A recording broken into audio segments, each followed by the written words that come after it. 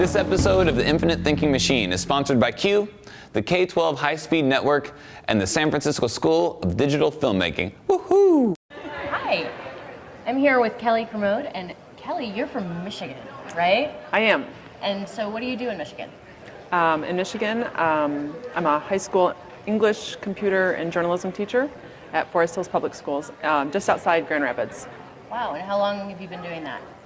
I have been teaching for 14 years. Good for you. I love that. I love the intersection of the journalism and the computer and of course English. I also taught English, so that's great. Yeah. So you also have some other things that you've been doing and that you're really, you've really been recognized for doing, not the least of which is our most recent Fall Q, Iron Q, right? So can you tell us a little bit about that? Yes. During the Fall Q conference, I was asked to participate in the Iron Q competition, wherein Nicole D'Alessio and I were asked to go on stage. They told us a secret ingredient, and they picked 2 audience members for each of us to have on our team. We were given 24 hours to prepare a presentation on how to use the secret technology ingredient on a particular topic. So this year's topic happened to be makerspace, and the secret ingredient happened to be Nearpod. Interesting juxtaposition of the two. The entire experience was not what I expected. It was so much more. The ability to build a team and have your team come together and make something that fast under those circumstances was really energizing as an educator.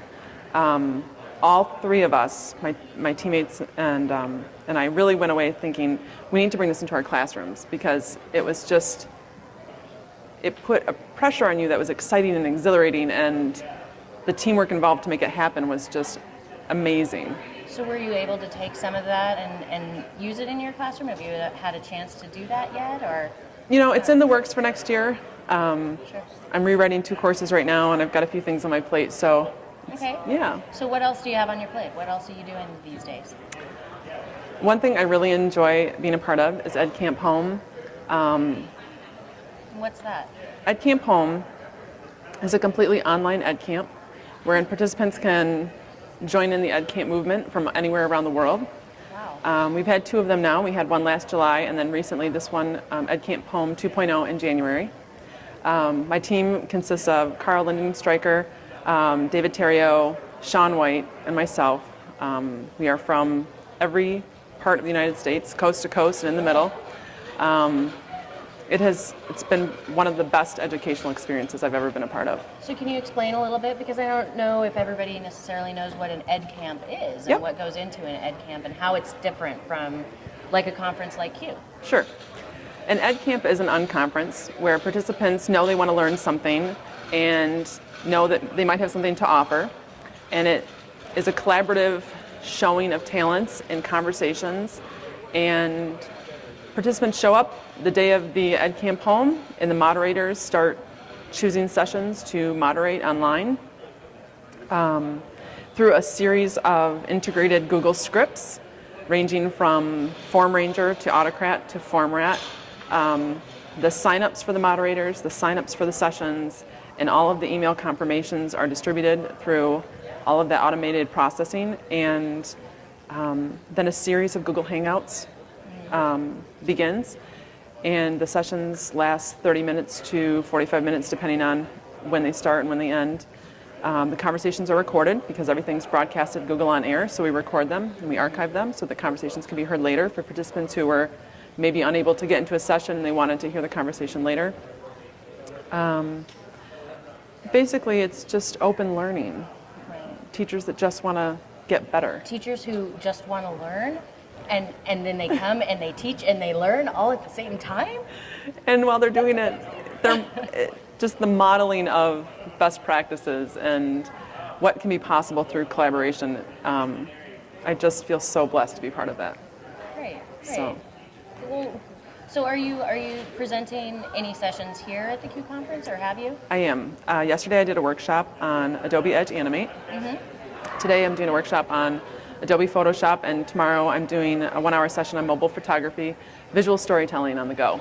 Oh, excellent. Especially, right after our keynote talking about visual storytelling, digital Right. storytelling. I think that would be a great crossover for people who Yep. are interested in LeVar's keynote. Yeah. Excellent. So, anything else that you have been working on that you want to talk about or share? What are these courses that you were talking about that you're developing for next year for your school?